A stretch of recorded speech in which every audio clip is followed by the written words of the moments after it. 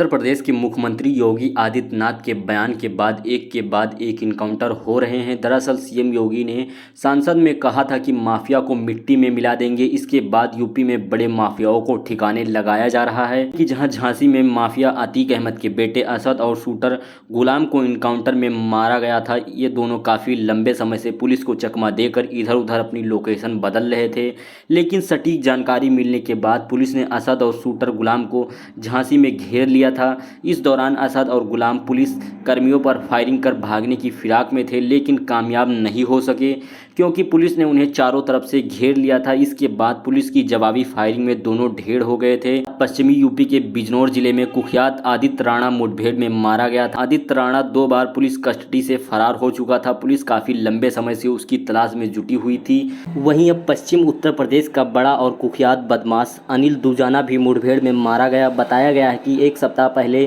कुख्यात अपराधी अनिल दूजाना जमानत पर जेल से बाहर आया था। बताया गया है कि उसके जेल से बाहर आने के बाद लोगों में दहशत का माहौल है। जानकारी के अनुसार जहां कुख्यात अनिल दूजाना मुठभेड़ में मारा गया, उस जगह से 32 और 30 बोर के 16 खोखे बरामद हुए हैं। वर्ष 2000 से पूर्व अनिल दूजाना सुंदर भाटी के लिए अवैध सरिया का कारोबार करता था।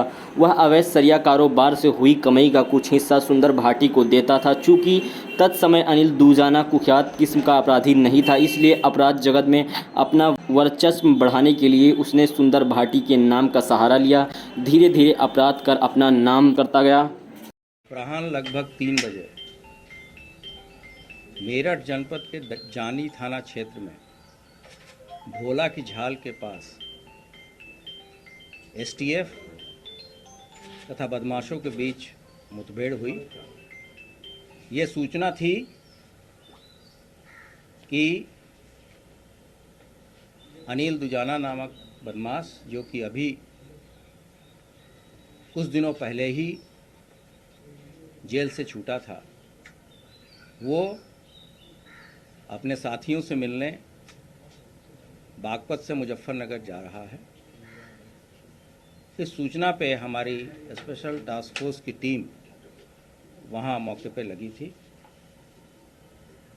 और जब एसटीएफ टीम से आमना सामना हुआ तो उसने दूसरा रास्ता बदला और वहाँ उसकी गाड़ी टकरा गई।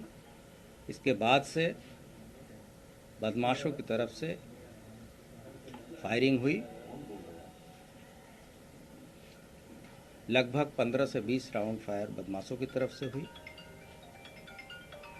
प्रारंभिक सूचना के हिसाब से एसटीएफ की टीम ने भी फायरिंग की।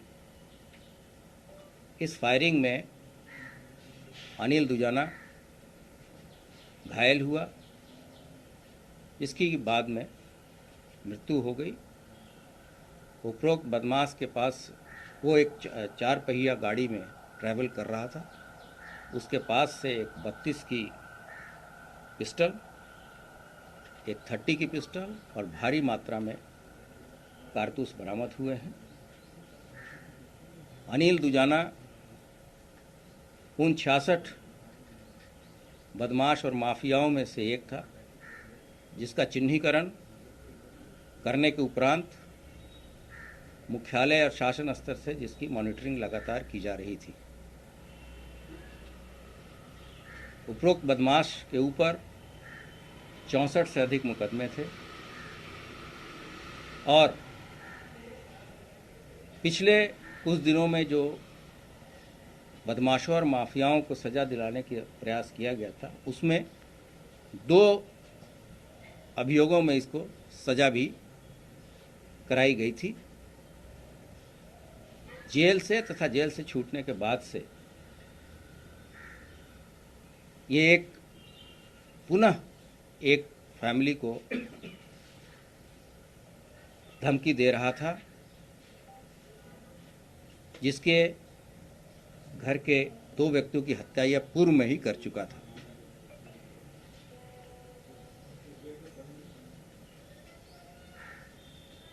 इस आपराधिक माफिया का आतंक पूरे एनसीआर में था। इसके द्वारा गाजियाबाद, बुलंदशहर, नोएडा तथा दिल्ली और मेरठ में आपराधिक घटनाएं ज़्यादा से ज़्यादा कारित की गई हैं तथा इसके गैंग में लगभग 40-45 लोग हैं। उपरोक्त माफिया और इसके साथियों पर प्रभावी कार्रवाई पुलिस के द्वारा की गई है और गैंगस्टर के एक्ट में के 14(1) के तहत 2,30,90,000 से अधिक की प्रॉपर्टी के जब्ती की कार्रवाई भी पुलिस के द्वारा अमल में लाई गई है। जो आपराधिक इतिहास उपरोक्त माफिया के हैं उसमें इसके ऊपर 18 हत्या के तथा 7